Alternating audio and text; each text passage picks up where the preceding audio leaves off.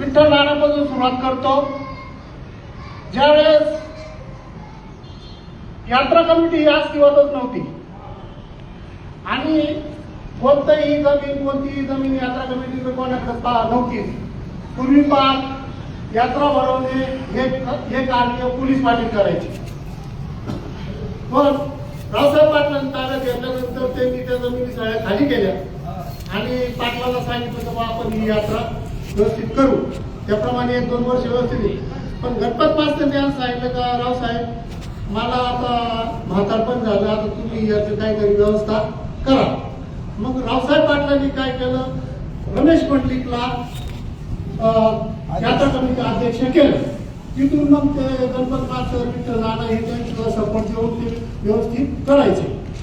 आता प्रश्न आला का त्यानंतर त्या रमेश मंडलिकच्या हातून काही गोष्टी घडल्या गेल्या तर ते ऐका त्यांच्या समाजात ऐका नाही सांगू दे. त्यांच्या समाजाकडून त्यांनी त्याला विनंती केली का बाबा असं काही वागू नको, आपल्या समाजाचं हे होईल काय करायचं ते केलं.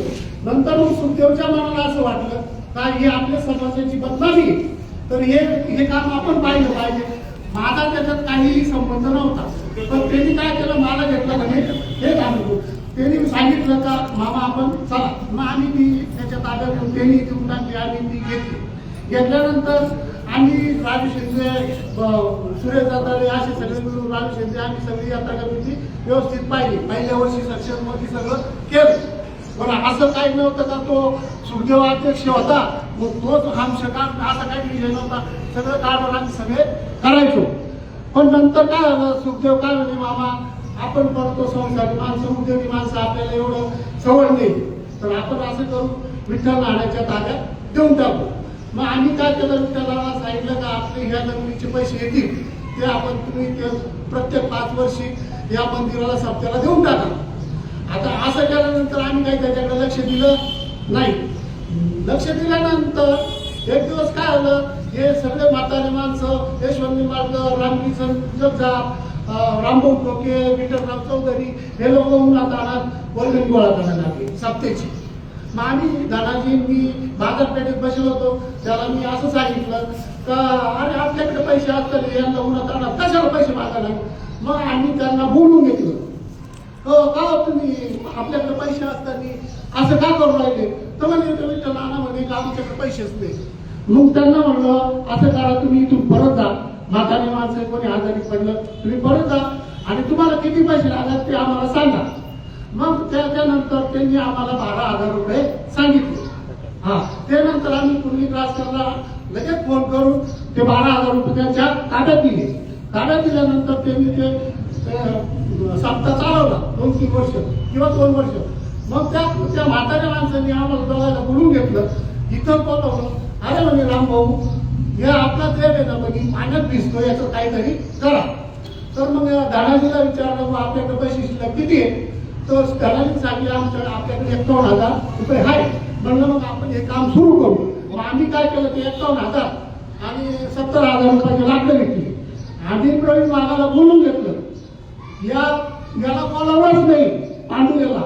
आम्ही प्रवीण वाघाला बोलून घेतलं हे पैसे तुझ्याकडं आणि आपल्याला ते कॉन्ट्रॅक्ट द्यायचं. आम्ही फोन करून ते कॉन्ट्रॅक्टला बोलावलं मंदिर कामगाराला, त्याला ठरवून दिलं बरं का, चांगलं आहे. ठरवून दिलं. ठरवून दिल्यानंतर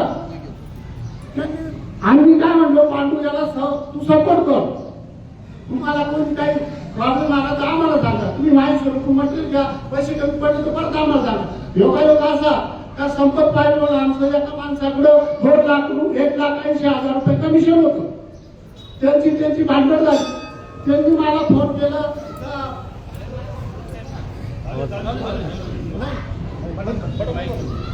बटन दाबा सेल संपला का रे कोण. तर हे पैसे मला खंडराव मंदिरला द्यायचे रागा 1,80,000. मग मी सांगितलं की बाबा एवढे पैसे काही तुम्ही घेऊ नका, तुमचे प्रपंच अडचण आहे तर तुम्ही 1,00,000 रुपये द्या. मग असं करून पवन शेठ आणि पीटर आम्ही 10-12 जण खंडराव मंदिरात जमून त्यांनी आमच्याकडे ते 1,00,000 रुपये दिले.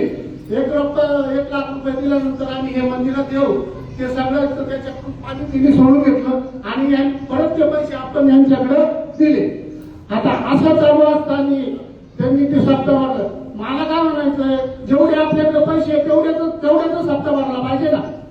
उद्या तुम्ही सांगाल आम्हाला 5 लाख रुपये लागत असाल, देवाची कमी विकून काढायचे का ते?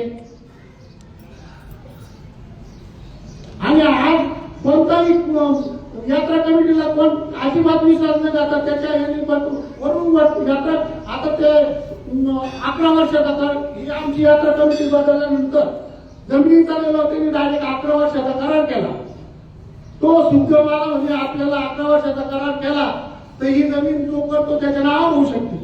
म्हणून आम्ही दोघं आणि राजू शिंदे, यमन जाधव, आम्ही 4 जणांची चर्चा झाली. दोघांची खूप भांडण झाली. आम्ही दोघांनी सोडवली ती आणि नंतर तो कारण काही होऊन दिला नाही. आता प्रत्यक्ष यात्रा कमिटीचं आमच्या ताब्यात आल्यानंतर आम्ही त्या संस्थेत एकटी केली होती. तिथं तपासायला गेलो तर तिथं फक्त 1200 रुपये राहिले होते, 5,000. आणि सांगितलं काय जातं तेव्हा आम्ही दीपमंगल बांधली, दीपमाळ बांधली. तर मग तो विषय आम्ही सोडून घेतला.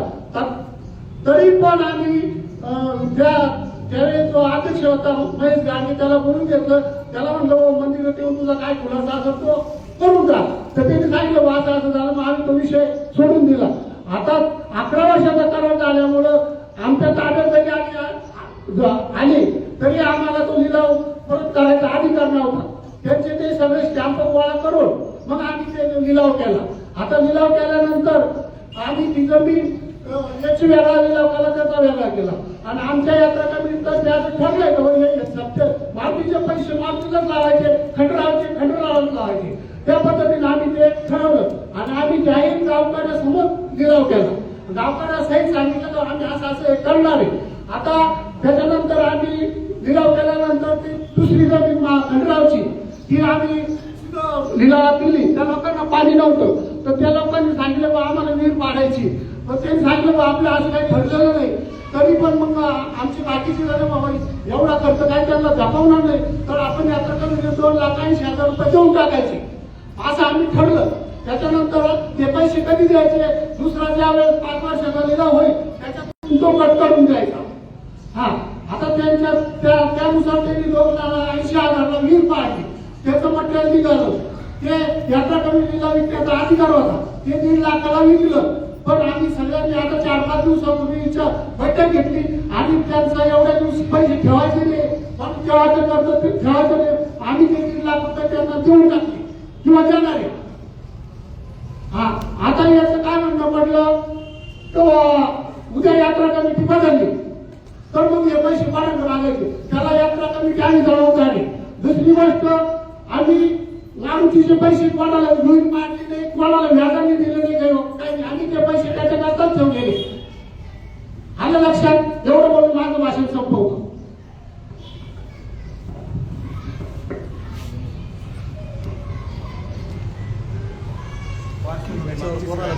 भारत सर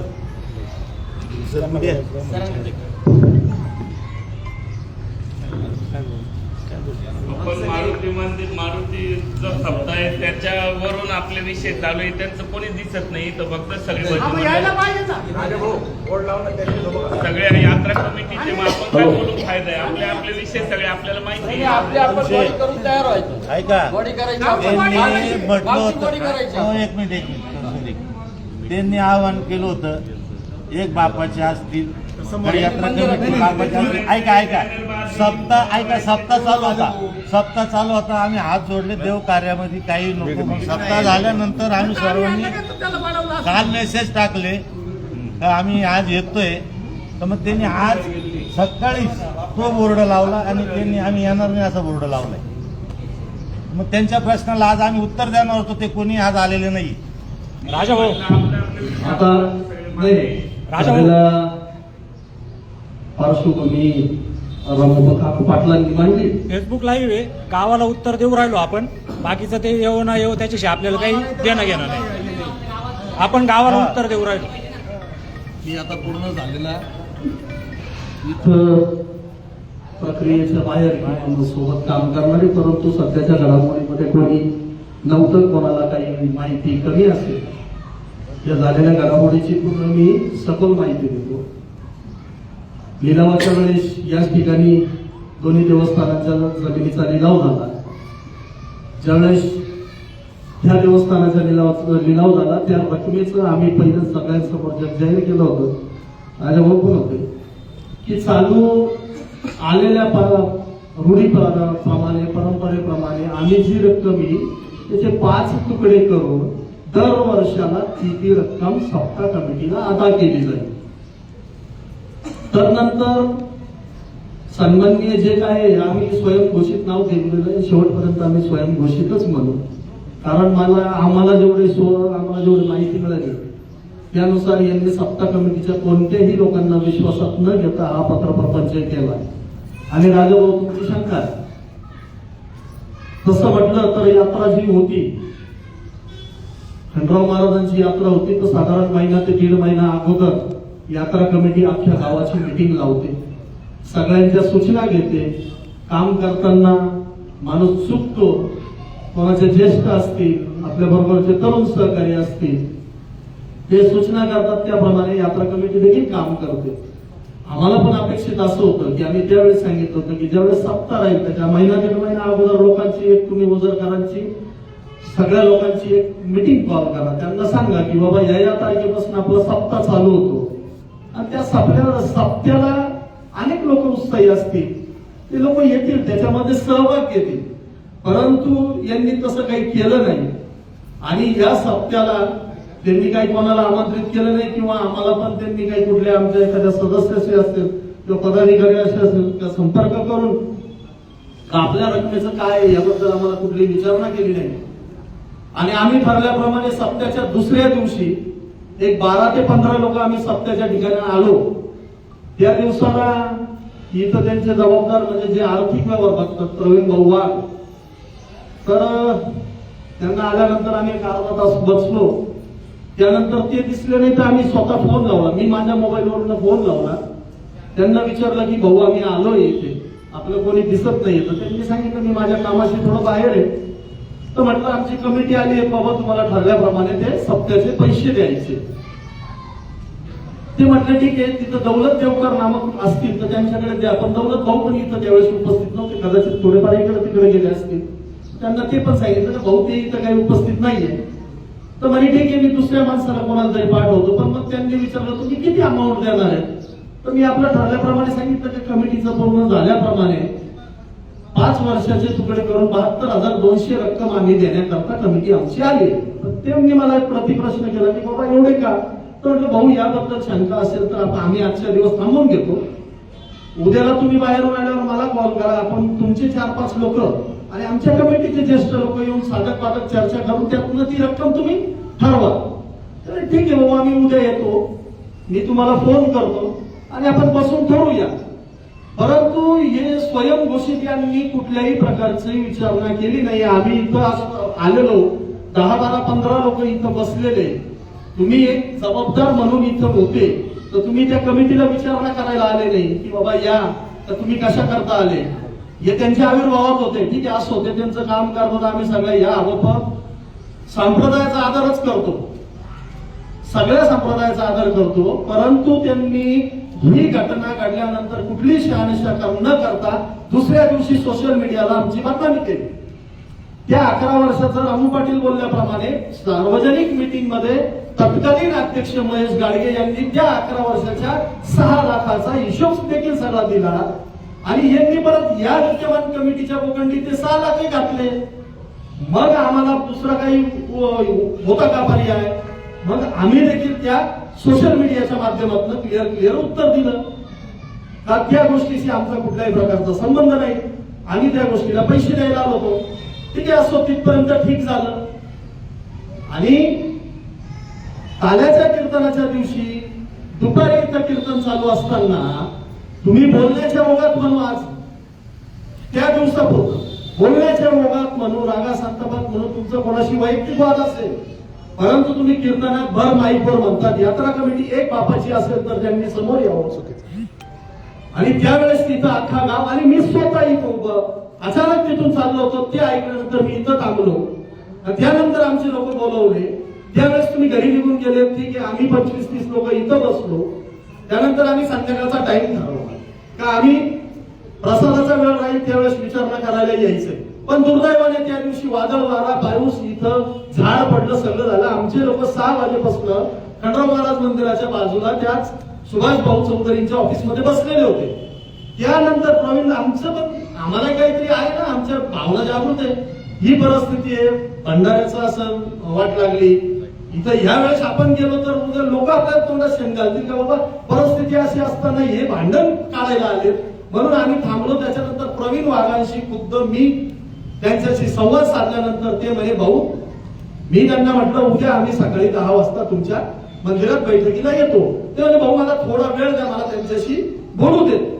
त्याच्यानंतर प्रवीण वाघांचा मला फोन आल्यानंतर ते काय म्हणले की मी आमच्या सत्ता कमिटीवाल्यांशी बोललो, परंतु एवढ्या धावपळीमध्ये ते बोलले की आम्हाला 2 दिवस द्या, 2 दिवसानंतर आपण मीटिंग करूया.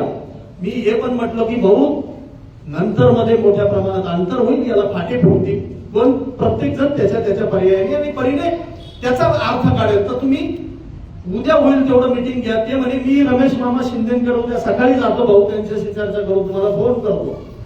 त्यानंतर त्यांचा फोन न येता या स्वयंघोषित महाराजांचा परत डायरेक्ट पोस्ट पडली का आम्ही रात्री 10:30 वाजेपर्यंत या मंदिरात वाट बघत होतो. म्हणे ते एक बापाची आवडत नव्हती, ते मंदिरात आले नाही.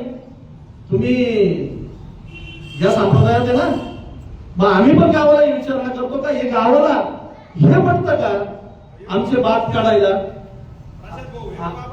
आणि आम्ही कमिटीवर टीका टिप्पणी करताना कुठल्याही सत्ता कमिटीचा जनरली उच्चार न करता स्वयंघोषित आबप पांडू आहे.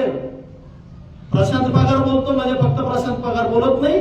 आमच्यामध्ये पूर्ण कमिटीचा विचार घेऊन एक जण मांडतो, पण कमिटीचा विचार आहे. माझ्या बोलण्यामध्ये कमिटी व्यतिरिक्त मी जर एखादं वाक्य केलं तर मी गावाला आव्हान करतो की मी जर चुकीचा असेल तर प्रशांत पगार म्हणून जे ज्येष्ठ असेल त्यांनी कानामागं द्यावेत, एखाद्याने कान उपटावेत. तसं याच्या पुढे दम आहे ना, तर यांनी इथं येऊन हे वक्तव्य वापरावं का मी जर कोणाच्या पुढे चुकीचं ठरलो असेल तर माझ्या कानाखाली द्यावं किंवा कान उपटावेत. तुम्हाला आम्ही रिस्पेक्ट देतो, तुम्हाला आम्ही मानतो, याचा अर्थ तुम्ही काय आमचे बाप मोजायला होते कमिटीचे. 10-12 लोकांची कमिटी, 18 पगड जाती, 12 बलुतेदार लोकांची कमिटी. आणि ही कमिटी आणि हबप कोण आहे यांना माहिती का? हबप आम्हाला कळत नाही. आणि का साडे पाकिस्तानहून आलो का हा आम्हाला म्हणतो या यात्रा कमिटीला हबप म्हणजे कळतंय का? एवढे स्वयंघोषित महाराज आहे. आज आम्ही जर मीटिंगचं यांना सांगितलेलं होतं, यांना 8 दिवसाची गरज काय, तुम्हाला फेस व्हायचं होतं ना समोर, तुम्हाला पैसेच लागतात. आणि आमच्या लोकांनी 50,000चा जो उल्लेख केला, मी या ठिकाणी आव्हान करतो पांडू आयरला, या देवीच्या मूर्तीवर हात ठेवते, त्या महाराजांच्या मूर्तीवर या पांडू आयरनी ज्या लोकांशी वक्तव्य केलंय ना, मला माझे स्वतःचे 50,000 रुपये सप्त्यामध्ये खर्च झालेले ते मला स्वतःला काढायचे, म्हणून मला तुम्ही एक रक्कम द्या.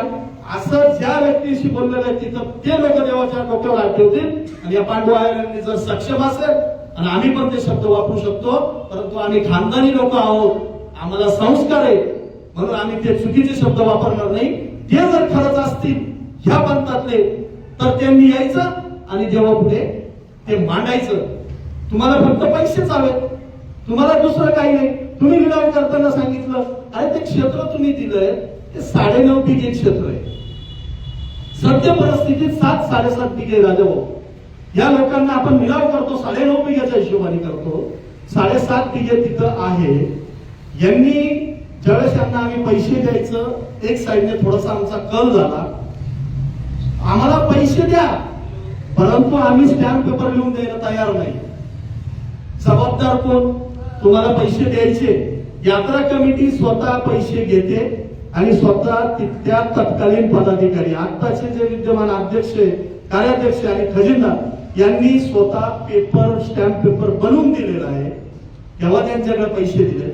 आणि या मारुती मंदिराचे 3,61,000 असल्याने असे आम्ही अध्यक्ष आणि खजिनदाराच्या नावावर मर्चंट बँकेमध्ये ती डिपॉझिट केलेली पावती, ती सुद्धा आम्ही सोशल मीडियाला व्हायरल केली.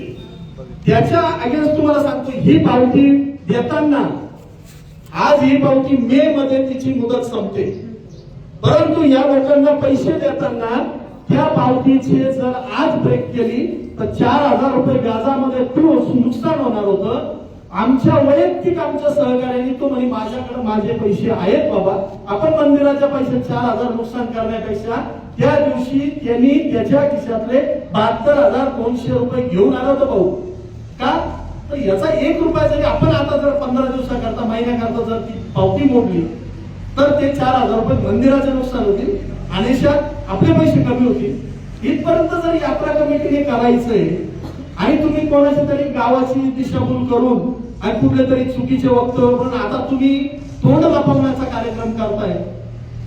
तुम्ही सगळ्यांना सांगितलं आपण फ्लेक्स लावतोय, अरे आम्ही कोण फ्लेक्स लावणार आहे, तुम्ही आम्हाला सूचना करताय तिथं सांगताय तुम्ही आज गावात 8 फ्लेक्स लावला. तू एवढा मोठा आहे का राजा, तुझ्याबद्दल फ्लेक्स लावायचं? बरं त्या पलीकडे तुम्ही त्या दिवशीच्या बोलण्याच्या ओघामध्ये आम्ही समजू शकतो की बाबा तुम्ही आमचा बाप काढला, परंतु कालची पोस्ट तुम्ही व्हिडिओ व्हायरल केला त्याच्यात सुद्धा तुम्ही जाणून बोलून म्हणतात का मी असं बोललो.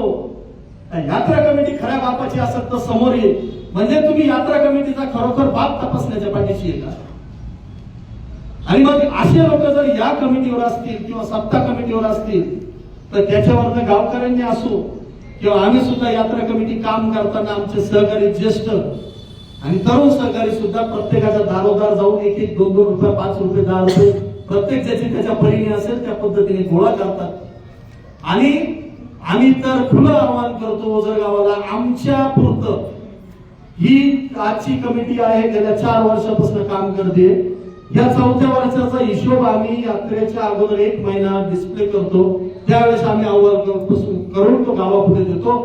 परंतु आपल्या माध्यमातून मी कमिटीच्या वतीने सगळ्या गावाला पण आवाहन करतो, जे कोणी असेल त्याला आवाहन करतो, गेल्या 3 वर्षाचा कोणाला जर हिशोब हवा असेल आणि त्यामध्ये जर म्हटलं निस्तार 4 येण्यामधला हिशोब नाही, इत्यंभूत हिशोब जो 12-14 पानाचा अहवाल जर हवा असेल तर त्यांनी आमच्या यात्रा कमिटीच्या पदाधिकाऱ्याशीच नाही साध्या सदस्याशी देखील संपर्क केला तर तो अहवाल तुम्हाला प्राप्त होईल. आणि आम्ही तुम्हाला सांगतो आम्ही माणसं आहोत आणि काम करताना कदाचित एखादी चुकी झाली असेल तर तुम्ही कोणत्याही व्यक्तीने आम्हाला जरी सांगितलं की बाबा तुमचे काम करताना इथं चुकी झाली आहे तर याचा सुधारणा करा, नक्कीच त्या गोष्टीचं आम्ही स्वागत करूया. आणि तुम्ही इथपर्यंत तुम्ही आमच्यावर आरोप करता यात्रा संपली का हे लोक पार्ट्या करतात, या हॉटेलवर जातात, त्या सहलीला जातात, आतापर्यंत कोणत्या म्हणजे त्यांनी आम्ही मागचं बोलत नाही. मी वारंवार हेच सांगतो का या 4 वर्षाच्या कमिटी ही कुठंतरी यात्रेला गेली, यात्रा झाल्यानंतर सहलीला गेली, कुठल्या तरी हॉटेलवर पार्ट्या झाल्या, हे माध्यम ते नव्हे. मुळात म्हणजे हा या पांडुआयाचा निर्लज्जाचा कळस झाला की आम्हाला अजिबात सोशल मीडिया आणि प्रसार माध्यमांपर्यंत जायचं नव्हतं. कारण हे आपण बोलतोय हे वैयक्तिक गैरसमजातून वाद आहे, परंतु गावाची नाचक्की होते हे आम्हाला कळतं, आमच्या सगळ्या सहकार्यांना कळतं. परंतु आमच्यापेक्षा तुम्ही संप्रदायातले लोक आहात, तुम्ही या पंथातले लोक आहात, आमच्यापेक्षा नक्कीच तुम्हाला पण त्या जास्त गोष्टी कळायला हव्या होत्या. परंतु दुर्दैवाने ही गोष्ट अशी झाली की ह्याचं कुठल्या तरी बाजूला नको त्या गोष्टीला आम्ही पण अपेक्षित नव्हतो का अशा पद्धतीने वळण या गोष्टीला लागेल. आणि कोणीतरी एक स्वतःच गावाला आपण मीटिंग घेतली, गावाची कमिटी स्थापन झाली, गावाचे 4 समजदार लोक जर या कमिटीमध्ये इन्व्हॉल्व झाले तर कदाचित आपलं महत्व कमी होईल की काय, अशा भीतीमुळे ती व्यक्ती गावाची कमिटी बनवायला नाही म्हणत असेल असा आमचा एकंदरीत आमचा म्हणजे सगळ्या टीमचा एकंदरीत कोणत्याही एका व्यक्तीचा नाही, सगळ्या टीम म्हणजे जी आमची कमिटी आहे तिचा आता सरळ अशी शंका येते की स्वतःचं महत्व कमी होऊ नये म्हणून ही व्यक्ती एवढा अट्टहास करते किंवा एवढी उठाठेव करून ओझर गावाची जे आहेत जी काही म्हणजे परंपरा रूढी एकोपा हा या व्यक्तीने ना कुठंतरी रस्त्यावर आणून सोडलाय. आणि यात अनेक गोष्टी बोलण्यासारखे आम्हाला अपेक्षित होतं आणि आम्ही या माध्यमातून हे सांगतोय की यात्रा कमिटीने जे काही होतं ते क्लिअर मी यात्रा कमिटीच्या वतीने सगळं प्रसार माध्यमांपुढे मांडलंय. याबद्दल कोणालाही काही अधिकची माहिती हवी असेल तरी यात्रा कमिटीची आपण कोणत्याही व्यक्तीशी संपर्क करावा. बिनगोर करावा, म्हणजे कुठल्याही गोष्टीचं दडपण न घाबरून करावा. कारण आम्ही जरी कमिटी आहे तरी हे आम्ही गावाचे मालक नसून आम्हाला काम करायला ठेवलेले गावानी गडी आहोत असं आम्ही समजतोय. त्याच्यामुळे आम्हाला गावातल्या एखाद्या गावकऱ्याने एखादा प्रश्न विचारला तर तो आमचा मालक आहे, आम्ही त्याला उत्तर द्यायला बंधनकारक आहोत. त्याच्यामुळे आम्ही या माध्यमातून आव्हान करतो पुनश्च एकदा, आणि तसाच कारभार झालेला यांचे हे जे आहे स्वयंघोषित यांनी आजपर्यंत केला, हे जे गेल्या 11 वर्षाचा हिशोब द्यायला लावला तत्कालीन अध्यक्षांना, आणि आम्ही देखील आज दिला. आम्ही या माध्यमातून आव्हान करतो की यांनी देखील आमच्यासारखा सखोल हिशोब इथं गावापुढे द्यावा आणि यांनी मीटिंग कॉल करावी पुढील, आणि त्या मीटिंगला आम्ही जरूर उपस्थित राहू. यांनी 10 नाही 100 फ्लेक्स लावाव्यात आणि जेवढे हवेत तेवढे लोक बोलवावेत. आम्ही त्या गोष्टीला उत्तर द्यायला सक्षम आहोत. आणि यापुढे जी काही आमची साधक बाधक चर्चा झाली आमच्या ज्येष्ठांच्या मार्गदर्शनानुसार आज आम्ही आपल्या माध्यमातून सांगतोय, मारुती मंदिराची कमिटी जो मंदिराचा कारभार असेल तो कमिटी बघेल, सप्ताह कमिटी बघणार नाही. याची सार्वजनिक कमिटी जी यात्रा कमिटी काम करते, पूर्वीपासून यात्रा कमिटी बघत आली, आज देखील यात्रा कमिटी बघणार आहे. आणि आम्ही हे आव्हान मंदिरातल्या सुद्धा सेवा करणाऱ्या लोकांना करतोय की आपण देखील आमच्या बरोबर काम करावं, जेणेकरून आपण एकमेकाच्या हातात हात ठेवू हे काम करूयात. आणि सप्ताह कमिटी, आम्ही सप्ताह कमिटीला काम न करण्याचं म्हणत नाहीये, सप्ताह कमिटीने जरूर सप्ताह कमिटीचं काम करावं. आम्ही कमिटी म्हणून किंवा कुठल्याही गोष्टीची काही गरज म्हणून, आमचं कर्तव्य म्हणून आम्ही त्या कमिटीच्या पाठीशी प्रत्येक गोष्टीला उभं राहू. परंतु त्यांनी फक्त तेवढं काम करावं आणि सूचना या गावाच्या कमिटीला कराव्यात. गावाच्या कमिटीमध्ये सगळ्या जाती धर्माचे, सगळ्या पंथाचे लोक, या देवाला मानणारे लोक या कमिटीत राहतील असं यात्रा कमिटीच्या वतीने मी सांगतो. मी त्यांचं माध्यम म्हणून सांगतो. आणि पुन्हा एकदा मी तुम्हाला सगळ्यांना आवाहन करतो की तुम्ही देखील ओझर, जशी खंडेराव महाराजांची यात्रा कमिटी आहे तशी मारुती मंदिराची देखील ओझर गावाची कमिटी स्थापन आपण लवकरच करूया. त्या कमिटीच्या अंडर सप्ताह होईल. सप्ताह कमिटीला कोणीही नाकारणार नाही किंवा कोणी त्यांच्या कामामध्ये खंडन करणार नाही. त्यांनी त्यांचं काम करू देत, आपण आपलं काम करूयात आणि सप्ते करताना अख्ख्या गावाला विश्वासात घेऊ. आणि आज जो सप्ताह त्यांच्या हिशोबाने, आता आम्ही एक दूरध्वनीवरून ऐकलं की बाबा 1400-1500 लोकांचा साधारण सप्ताह होतोय. ठीक आहे, चांगले आनंद आहे. आपण 3000-4000 लोकांचा सप्ताह करायचा मानस ठेवू आणि आपण त्या सप्त्याला सामोरं जाऊ. वर्षातून 8-9 दिवस काय सप्ताह चालत असेल आणि 8-9 दिवसाची यात्रा पार पाडायला मला असं वाटतं ओझर आणि आपल्या बरोबरचे सहकारी, ओझरचे बाहेरचे आलेले बिचारे लोक भरपूर आहेत, तर ते पण त्या गोष्टीमध्ये बऱ्यापैकी इंटरेस्टेड आहे. अशा लोकांना संघटित करू आणि आपण या दोन्ही याला जातो. आणि राहता एक विषय राहिला की काय होतं, एक कुटुंबातले लोक कारभारी आहेत. हा माझा आरोप नाही, हा सगळ्यांचा आरोप आहे. अध्यक्ष तुम्ही आहात, खजिनदार देखील तुम्ही आहात. तुमच्या संप्रदायामध्ये अनेक लोक आहेत, ठीक आहे, असो. परंतु ह्या यात्रेला घडलेला मी प्रसंग सांगतो आणि थांबतो. खंडेराव महाराजांचं जुनं मंदिर आहे, तिथं आमचे दत्ताभाऊ आहे, भागवते, ह्या लोकांनी त्या मंदिरात भरपूर बदल केले, जीर्णोद्धार केला, देवाच्या मूर्त्या बदलल्या. थोड्याफार प्रमाणामध्ये यात्रा कमिटीने यात्रा कमिटीचं योगदान दिलं आणि यात्रा कमिटीवर जे सदस्य त्यांनी देखील थोडंफार योगदान दिलं.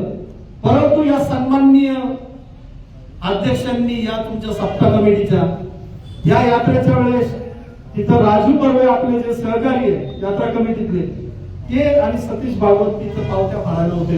भाऊ भगवान भाऊ, बरोबर.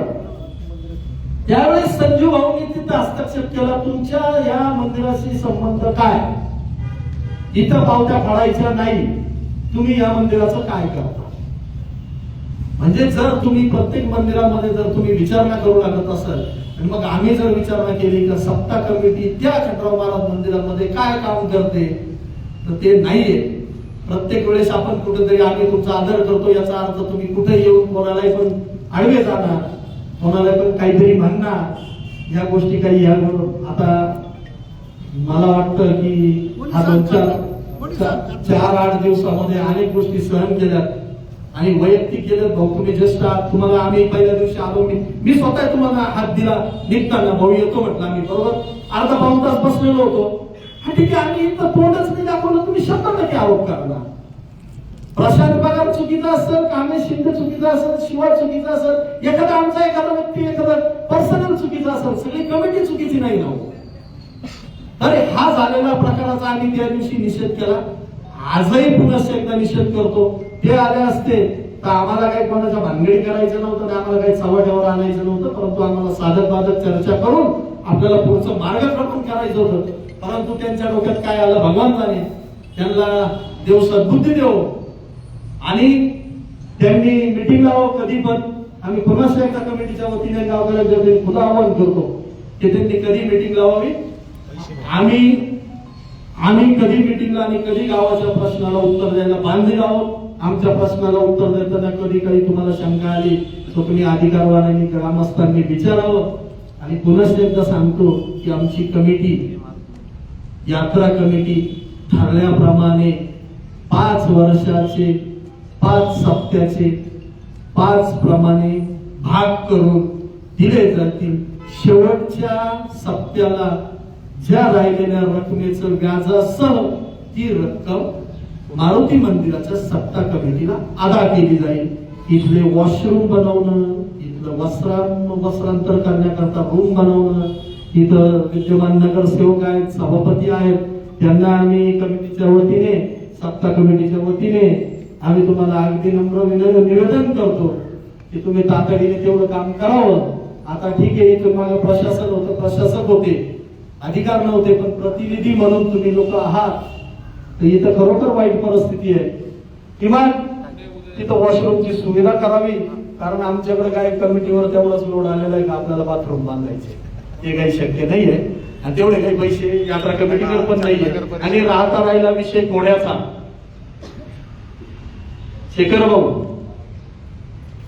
आपल्या घोड्याने जे गंगेवारू नामक आपलं अश्व होतं खंडराव महाराजांचं, त्यांनी 27 वर्ष सेवा केली आणि तो वृद्धकाळाने आपल्यातनं घोडा निघून गेला. गावाने ठरवलं, त्यांनी केलेल्या सेवेचा आदर करणं हिंदू धर्माच्या पद्धतीने पारंपरिक. आपला एखादा संत मंत कोणी घरातला ज्येष्ठ गेला तर त्याला आपण जगाचा निरोप देखील त्या सन्मानाने देतो. त्या पद्धतीने कमिटीने देखील त्या सन्मानाने त्याचा अखेरचा निरोप दिला. आणि दशमीच्या दिवशी इथं ठरलं की बाबा या घोड्याने एवढं आयुष्य घालवलं देवाच्या सेवेला, तर आपण एक त्या अश्वाचं स्मारक बनवूया. आणि तो संकल्प झाला, गावाची मीटिंग झाली, सगळ्या लोकांना आपण विश्वासात घेतलं. आणि आम्हाला आलेले लोकांना वाटत असेल कुठले पैसे वापरले काय वापरले, परंतु सुदैवाने खंडराव महाराजांच्या कृपा आशीर्वादाने म्हणा किंवा गावाच्या सहकार्याने म्हणावं, आम्ही यात्रा पार करताना एक 5-6-7 लाख रुपये आमच्याकडे बॅलन्स देखील राहिला. आणि ह्या वर्षाला जो काही लिलाव झाला खंडराव महाराज जमिनीचा इनामाचा, ते पैसे त्यात टाकून आमच्या प्रत्येक कमिटीतल्या साध्या सामान्य सदस्यांनी देखील स्वतःचे पदरमोडीची ज्याची परिस्थिती असेल नसेल त्याने देखील 2100 रुपये त्यात जमा केले.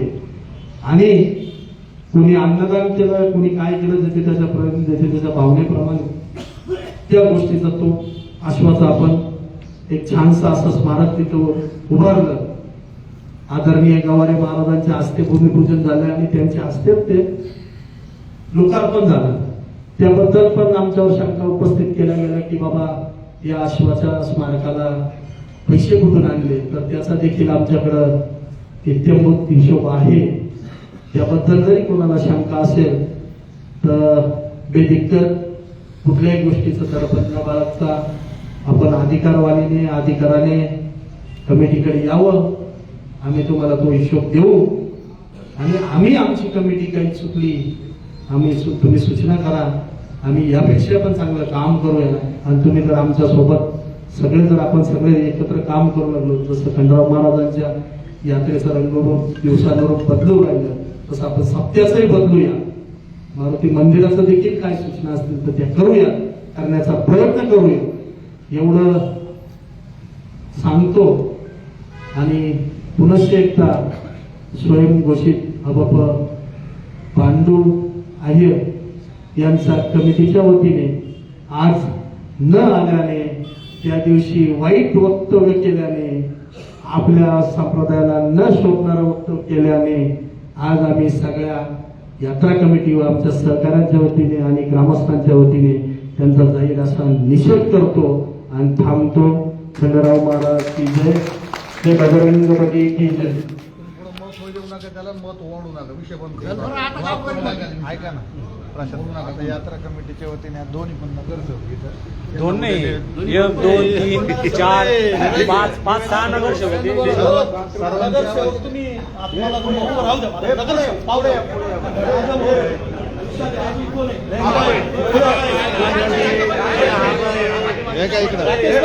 दोन मिनिटं सिरियस महत्वाचा विषय मोतारी आणि वासरू.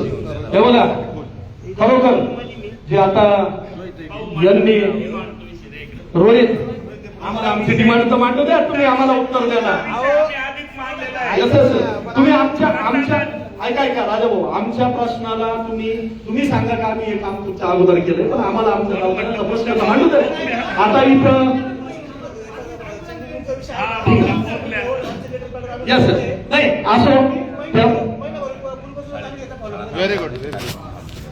काय काय शाळेचं थांबवा, नाही तर आपल्याला परत आरती नाही करायला सगळं प्रॉब्लेम येतील. ऐका पोपटराव, तुमचा आदर करतो. विषयाला विषयांतर होईल, त्याच्यावर भरपूर खटाटोप झाल्या. परत एकदा meeting त्या संदर्भातली आपण सेपरेट मीटिंग घेऊया. तो विषय आपल्या अखत्यारीतला नाहीये, जो गावाचा आणि सहकार्याचा अखत्यारीतला विषय राहतो तो नाहीये. सध्याचे विद्यमान सर्व नगरसेवक इथं उपस्थित आहे. तुम्ही कोणाच्या माध्यमातून करायचं, कोणाच्या कशा पद्धतीने करायचं, स्थानिक स्वराज्य संस्थेच्या माध्यमातून करायचं, या काही कुठे एखाद्या कोपऱ्यात एखाद्या कॉलनीमध्ये पैसे वाचले असतील काम करण्याचे, त्या माध्यमातून करा. परंतु इथं तुम्ही एक वस्त्रांतर करण्याकरता आणि 2-3 वॉशरूमची सोय करावी अशी मी सगळ्या ग्रामस्थांच्या वतीने आणि कमिटीच्या वतीने मी आपणास निवेदन करतो. तुमच्या सर्वांची संमती असेल तर म्हणतो मी. ज्याप्रमाणे आपण बोललात कोणत्याही निधीतून, मी एकटाच पुढाकार नाही घेते, आमचे सर्व नगरसेवक पुढाकार घेऊन ही जागा ती सर्वांच्या म्हणजे सगळ्या प्रभागातल्या लोकांना ही वापराची जागा आहे. त्याच्यावर सगळ्या नगरसेवकांची जिम्मेदारी ते, त्याच्यामुळे ते काम ऑलरेडी दिलं गेलंय. ते काम लवकरात लवकर होणार. सामान्य नागरिक म्हणून आमची ओझर करायची एकच इच्छा आहे. हा जो विषय बाहेर वेगवेगळ्या पद्धतीने मांडला जातो, आम्हाला वाटलं आज या बैठकीत तो निर्णय मार्गी लागून जाईल, पण ती काही उपस्थित नसल्यामुळे माझी अशी इच्छा राहील का 1-2 जणांची कमिटी किंवा 2-3 जणांना ज्येष्ठांना सांगून हा प्रश्न लवकरात लवकर तुम्ही मार्गी लावा आणि हे वादळ इथे शांत करावं. एवढंच. धन्यवाद. पहिल्यांदा स्वागत तुमचं की ग्रामस्थांना काही अडचण असली किंवा इथले आहे त्या पद्धतीने तुम्ही ते मान्य केलं. आणि तुम्ही जे म्हटले का हा विषय खरोखर आज मार्गी लावायचा होता, परंतु परत मी तुम्हाला सांगतो, या विषयाला विषयांतर नाही, आम्ही या विषयाला फाटा देऊन इथं कंप्लीट झालेलं आहे. ही कमिटी, यात्रा कमिटी, संयुक्त गावचे लोक मिळून या मंदिराचा कारभार बघणार आहे. सत्ता कमिटीचं काम करावं. ठरल्याप्रमाणे पुन्हा एकदा ठरल्याप्रमाणे 5 वर्षाची रक्कम 5 भागामध्ये अदा केली जाईल. याच्यानंतर त्यांनी मीटिंग लावली, आम्हाला प्रश्नाचं उत्तर देण्याकरता बोलवलं. आम्ही सक्षमपणे इथं आहोत. परंतु आजपासून किंवा उद्याच्या दिवसापासून ही सोशल मीडिया आमच्याकडनं होणार नाही, परंतु झाल्यास ते स्वतः सगळ्या होणाऱ्या परिणामाला जबाबदार राहतील. सर्व सन्माननीय ग्रामस्थांचं म्हणणं ऐकून घेतलं इथं. प्रत्येकाचा विषय मूळ एकच आहे की ही जी गोष्ट गेली सोशल मीडियावर जायला नको होती. ओके, सोशल मीडियावर गेल्यावर ही काय फक्त गावापुरती मर्यादित हा विषय राहत नसतो, हा पूर्ण देशात किंवा जगात पसरतो. त्याच्यामुळं दोन्ही कमिट्यांनी ही काळजी महत्वाची घेतली पाहिजे की सोशल मीडियावर या गोष्टी, पहिली गोष्ट ही सोशल मीडियावर गेली नसती तर आजची मिटिंगही झाली नसती, बैठकही झाली नसती, विषय पण निघाले नसते. हे जर यात्रा कमिटी सप्ताह कमिटीने दोघांनीच बसून हा निर्णय घेतला असता तर गाव गोळा करायची सुद्धा करत, बरोबर. ज्या चुका झाल्या त्या झाल्या, त्याच्यावर पाणी सोडा. जी पुढची मिटिंग होणार आहे त्याच्यामध्ये सुद्धा तुम्ही ती कमिटी ही कमिटी एकत्र बसून बोलावं. त्याच्यासाठी सुद्धा मला असं वाटतं की गाव गोळा करायची गरज नाही. विषयाने विषय वाढणारे, शब्दाने शब्द वाढणारे, वादाने वाद वाढणार. इथं सर्व समजदार आहे, काही वेगळं सांगायची गरज नाही. आणि फक्त महत्वाचं एकच आहे, ते मंदिर असो हे मंदिर असो, हे आपलं ग्रामदैवत आहे किंवा दुर्गा मंदिर असो, हे सर्व आपले ग्रामदेव आहेत. मग इथं कोणत्याही वार्डातला नगरसेवक असो, प्रत्येकाची जबाबदारी आहे प्रत्येक ठिकाणी. जरी मी हा माझा वार्ड आहे म्हणून मी दुसऱ्या वार्डात मागणार नाही, हे नाही चालणार.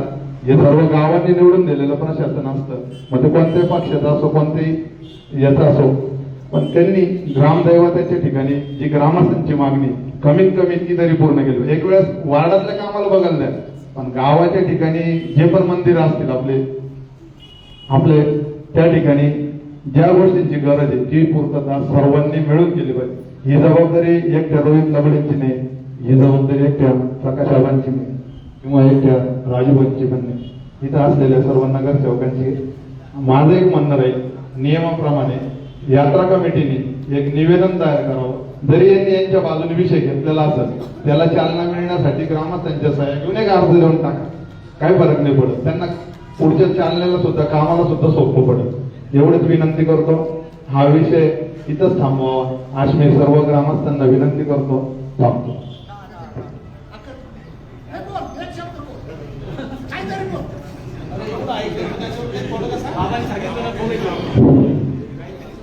उपस्थित सर्व ज्येष्ठ पदाधिकारी, गावाचे सर्व सन्माननीय ज्येष्ठ सहकारी माझे, गेल्या अनेक दिवसांपासून हा प्रश्न जसा वादाचा नाही म्हणता येत, प्रलंबित म्हणून, वाद नकोच, गाव म्हटल्यावर वाद, मत भिन्नता आहे, मतभेद नाहीये. सोशल मीडियाच्या माध्यमातून आज तुम्ही व्यक्त झाला, त्याच्या आधी म्हणजे मारुती मंदिर सप्ताह समिती व्यक्त झाली वारकरी संप्रदायाची. माझ्यामध्ये हे वर्तुळ आता पूर्ण झालं, पांडू आहे व्यक्त झाले. सप्ताह कमिटी काय मी शक्यतो या मंदिरांच्या कुठल्या प्रक्रियेत कधीच भाग घेत नाही, थोडासा विचार वेगळा आहे. पण काही असो, हा गावगाडा आहे, गावाचं प्रदर्शन मांडू नये. गावाच्या 12 गाड्यांचं द्योतकच एकच आहे की सगळ्या जातीच्या लोकांना या गाड्यांमध्ये बसवा आणि गाड्या पुढे ढळवा असेल. तर माझ्या मते एकच आहे. यातून आता पांडू आयरही ऐकत असतील, त्यांनी तुम्ही समन्वयाने एक विचार करून एक तोडगा काढा, गावाचं प्रदर्शन थांबवा. सप्ताह जसं वारकरी संप्रदायाची परंपरा आहे, वारकरी संप्रदाय जसं तुम्हाला येणाऱ्या पिढ्यांनी, मागच्या पिढ्यांनी तुमच्या हातात जबाबदारी दिली, गावाने पण तुम्हाला पूर्णपणे पाठिंबा दिला, तसं वारकरी संप्रदायाची पण ही मंडळी आहे. यांना सगळ्यांनी मिळून असं काही कोणी ठरवून काही पद देत नाही, तो आपोआप तो वारसा जो पुढे नेईल त्याच्या हातात आपण देत असतो. तसं ही पांडू असतील, पिंडू शेठ असतील, कोटावजे असतील, देवकर दाजी असतील, अशी सगळी मंडळी ही पुढाकार घेतात. याच्यातून तुम्ही गैरअर्थ काढू नका, कारण घरातला वेळा वाकडा वाहन लागला तरी घरातल्याच व्यक्तीची म्हणजे घराचीच इज्जत जाते, घरातच प्रदर्शन होतं. माझ्या मते गाव म्हणजे घरच आहे आपलं.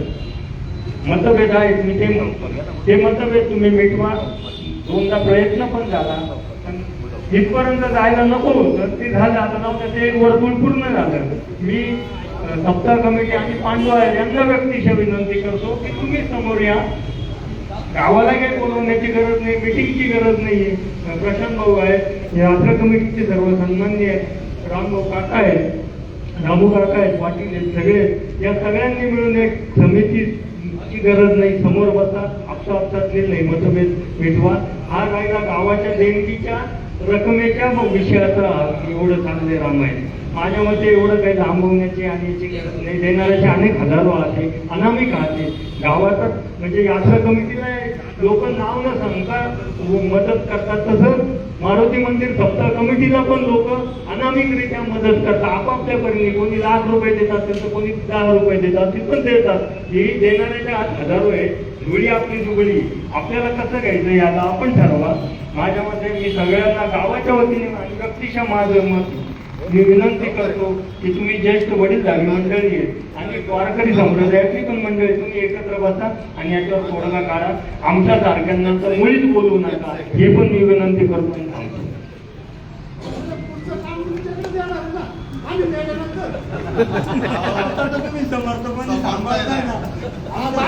पण बोलू नका म्हणजे तुम्हाला हात नाही झटकते ना.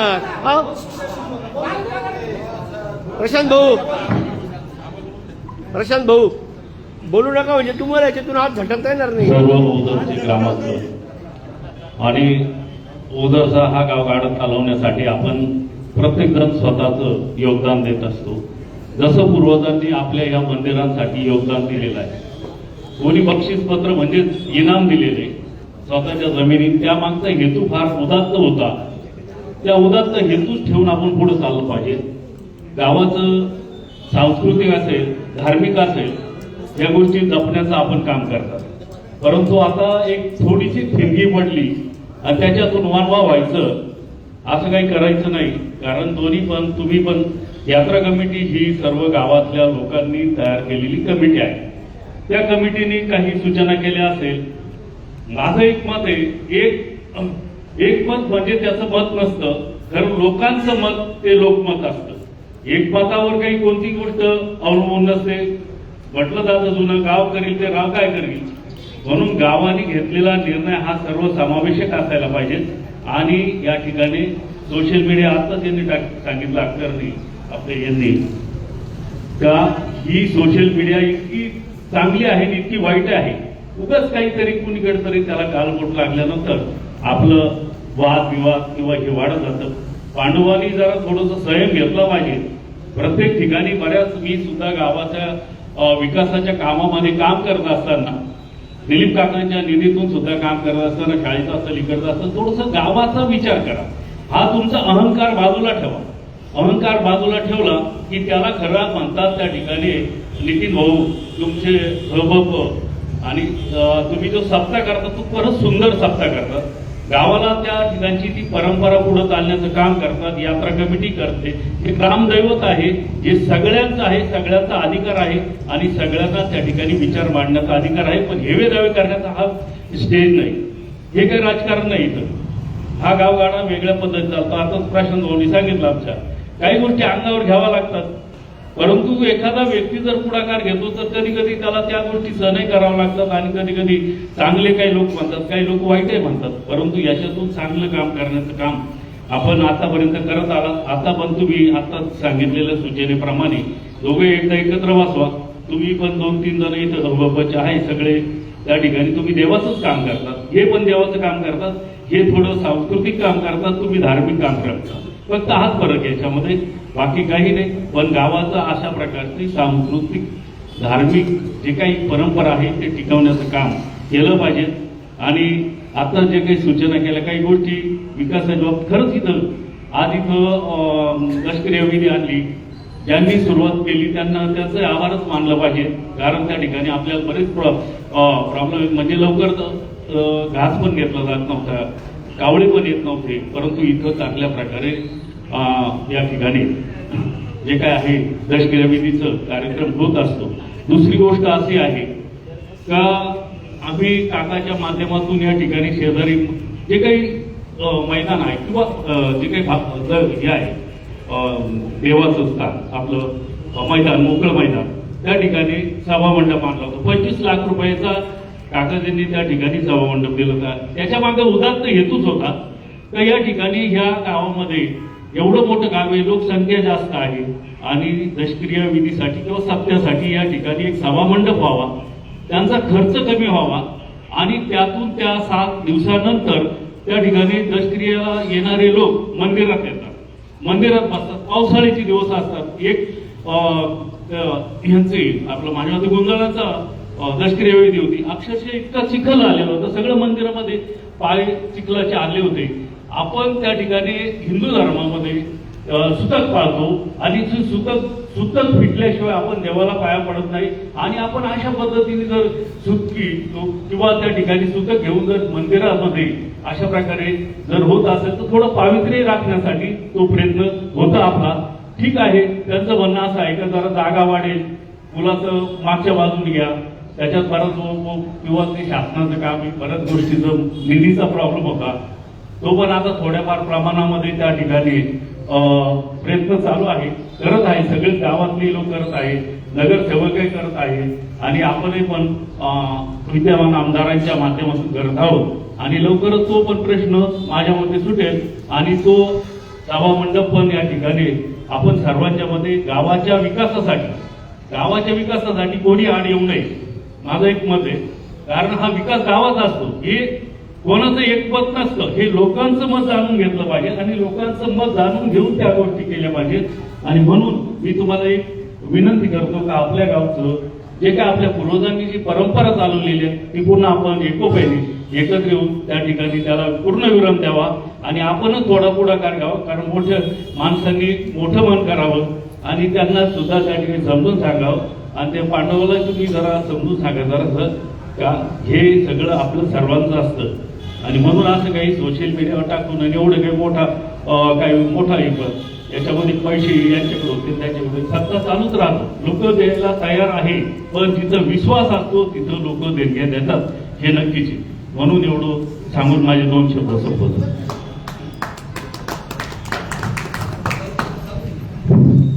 आता एक विषय असा राहिला का या मारुतीच्या मूर्तीमध्ये काहीतरी दोष आहे, तर तो आम्ही आमच्या धनाजी पगारला सांगितलं, आमच्या कमिटीला सांगितलं यांचा सप्ताह कार्यक्रम आटपला तर आपण ते काय दोष असेल मूर्ती बदलण्याची काय ते आपण यात्रा कमिटीही खर्च करू असं आम्ही सगळ्यांनी ठरवले. तर तुम्ही हवं आहे काही तर तुम्ही तो दोष काय आहे काय नाही तो सगळ्या गावकऱ्यांना सांगा. आणि त्या पद्धतीने हा गावकऱ्याचा दोष असा आहे तर ती मूर्ती बांधल्यामुळं आपलं सगळं काम सुरू होतं आणि अर्धवटच राहतं. तर तो मी तुम्ही निर्णय घ्या आणि आम्ही यात्रा कमिटीचं त्याबद्दल करणारच आहे. तुम्ही आम्ही करूच नका राम पाटील, आपण निर्णय आपण करणार.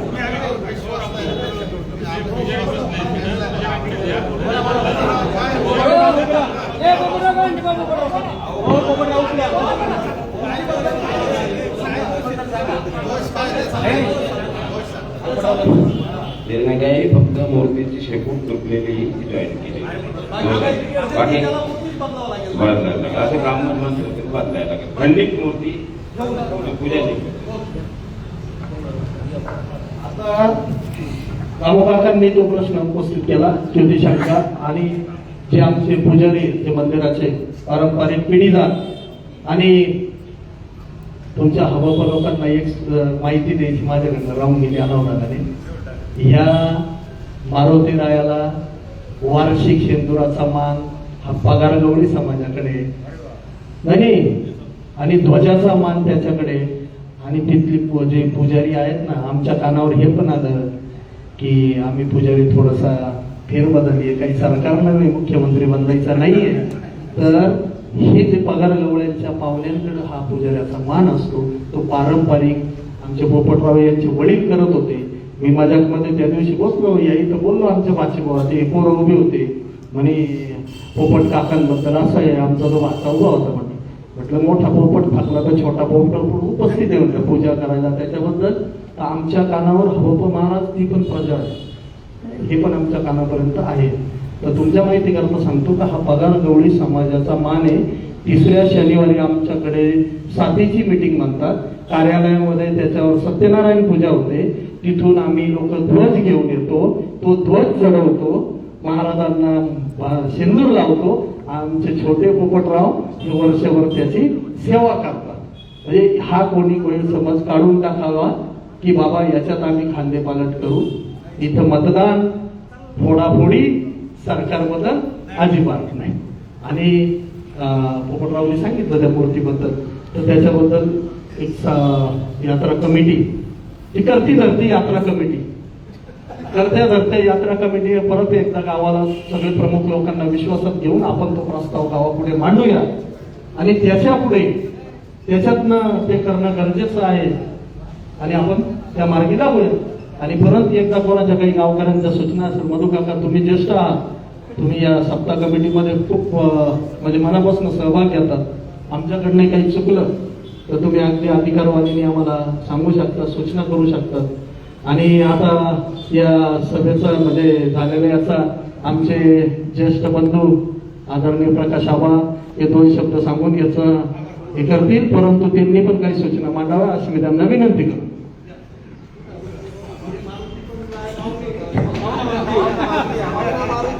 जो काही गेल्या 8 दिवसापासून